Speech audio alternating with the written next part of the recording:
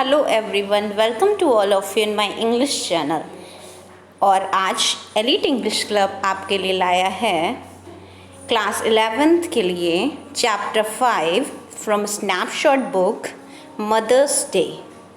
सो चले चलते हैं, एंजॉय करते हैं इस चैप्टर को और इसकी स्टोरी समझते हैं। ये चैप्टर प्रीस्ले के द्वारा जे.बी. प्रीस्ले के द्वारा लिखा गया। जे.बी. प्रीस्ले का जन्म 13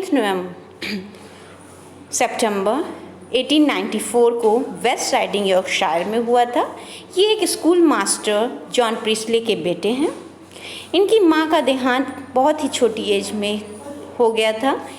इनके अपब्रिंगिंग इनके स्टेप मदर ने किया था। ये जब बेलेव्यू स्कूल से 16 इयर्स के थे तब इन्होंने स्कूल को छोड़ दिया और एक वूल ऑफिस में काम करने लगे। लेकिन इन्होंने ये डिटरमाइन कर लिया था कि एक राइटर बनेंगे। इन्होंने जितने भी पैसे अर्न किए थे उनको ये बुक्स ख़रीदने में लगा लेते थे और जब भी इन्हें मौका मिलता था टाइम बचने पर ये हर प्रकार की राइटिंग करने की कोशिश करते थे।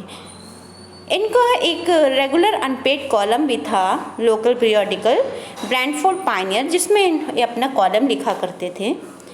और इनके जितने भी सैंपल्स हैं इनकी राइटिंग के वो J B. Priestley library university of Bradford में कलेक्टिव हैं। इनका कलेक्शन अब पाया जा सकता है। His first piece of professional writing was an article secret of ragtime king, जो कि लंदन ओपिनियन ऑन दिसंबर 14, 1912 में सामने आया। After a remarkably productive life time spanning most of 20th century, the grand old man of English literature Priestley died on 14th August 1984। और इनकी जो cremation हुआ, इनकी बरीड किया गया, इनको यॉर्कशायर डेल में हबर होम में चर्च में बरी किया गया। सो आई होप आपको इनके बारे में समझ में आ गया होगा कि ये कितने ग्रेट राइटर थे। प्रीस्ले रिवील करते हैं कि कैसे माँ के एफर्ट्स को इग्नोर किया जाता है उनकी फैमिली में, उसकी फैमिली में, और उसी से रिलेटेड ये नरेट करते हैं कि how the family member who work for 8 hour shifts a day, जो केवल 8 घंटे वर्क करते हैं एक दिन के लिए, look upon her although she works for the whole day and all week, फिर भी वो उस पर सारे टाइम उसको अपनी नीड के लिए देखते हैं, जबकि वो 24/7 पूरे दिन पूरा हफ्ता सबके लिए काम करती है। और ये सब करने के बावजूद भी वो उसे टेकन फॉर ग्रांटेड लेते हैं। वो उसे ये बताते हैं कि ये सब उसकी ड्यूटीज़ हैं, ऑब्लिगेशंस हैं जो उसे उन लोगों के लिए प्रोवाइड करनी ही हैं। एंड इवन उसे अप्रिशिएट भी नहीं करते हैं उसके किए गए एफर्ट्स को। It revolves around how her friend Mrs. Fitzgerald, who is a fortune teller, Mrs. Fortune teller हैं जो उसके भाग्य बताती हैं, और फिर इस तरह से कैसे उसे अपनी फैमिली में रिस्पेक्ट और प्लेस दिलाना है ये बताती हैं। और इस तरह ये स्टोरी पूरी इन मिसेस प्रीस्ले और मिसेस फिट्जजेराल्ड के इर्द गिर्द घूमती है। So let's enjoy the chapter। ये प्ले बिगिन होता है इतनी जो दो फ्रेंड्स आपस में कैंडिड कन्वर्सेशन कर रही होती हैं पियर्सन के घर पर, और मिसेस फिट्जजेराल्ड बताती हैं पियर्सन को उसका फॉर्च्यून और उसे एडवाइस करती हैं कि कैसे वो अपनी सिचुएशन को संभाले। Pearson goes about telling how her family members do not value her. Pearson बताती है कि उसकी फैमिली के जितने भी मेंबर हैं, इवन उसके बेटे बेटी, वो भी उसे रिस्पेक्ट नहीं देते हैं और उसकी वैल्यू नहीं करते हैं, जबकि वो उसके लिए सब कुछ करती है और वो उसके लिए 24/7 अवेलेबल रहती है। जो वो कहते हैं उसको करती है, उन पर ऑर्डर होते हैं फिर भी वो बिना कुछ कहे सारे काम करती है और उसके बदले में उससे थैंक यू भी नहीं मिलता है।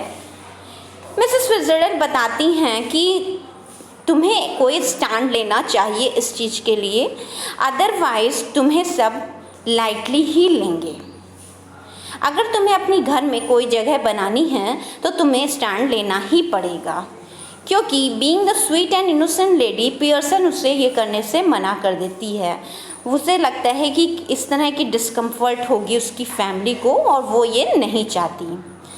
But she continues to handle their tantrums because she does not know where to begin when it comes to making them disciplined। क्योंकि उसे नहीं, वो कहती है मैं उनके tantrums, उनके नखरे सहती रहूँगी, क्योंकि उसे नहीं पता है कि कब वो उसे उन लोगों को डिसिप्लिन कर पाएगी।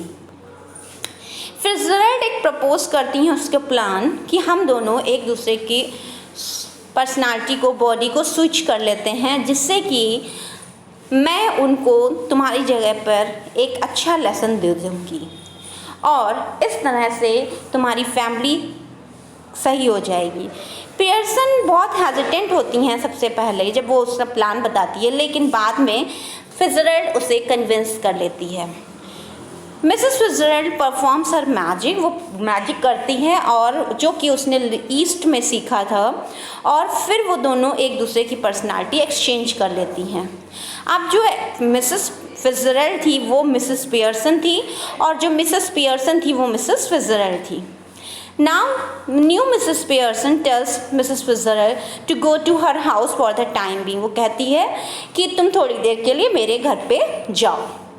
और तभी इस मोमेंट पे क्या होता है कि डोरिस पियर्सन, उसकी जो बेटी है, वो आती है और पियर्सन को जब वो टी के लिए ऑर्डर करती है और उसे कहती है कि आयरन सिल्क, उसकी ड्रेस येलो सिल्क की आयरन कर दें, तो वो शॉक्ड हो जाती है अपनी माँ को देखकर कि वो स्मोक कर रही है और वो उसको काम करने से मना कर देती है।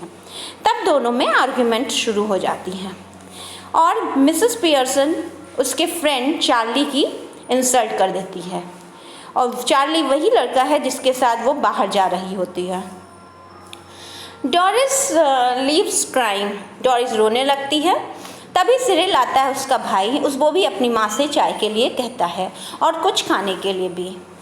वो भी आश्चर्य में आ जाता है जब अपनी माँ को इस तरह से देखता है कि घर में कुछ भी नहीं है और ना ही कुछ पीने को है ना ही कुछ खाने को है। जब वो पूछता है कि क्या कुछ हो गया है, कुछ something is wrong there with Miss Pearson, तब बोलती हैं कि that she had never felt better, उसे कभी भी ये चीज़ें पसंद नहीं थी। सिरिल गेट्स अनॉयड, सिरिल नाराज़ हो जाता है and Doris join him also, Doris भी उससे नाराज़ होकर चली जाती। Where they are told that Mrs Pearson might even take the weekend off, जहाँ पर उसे बताते हैं कि मैं एक हफ्ते की छुट्टी पर हूँ।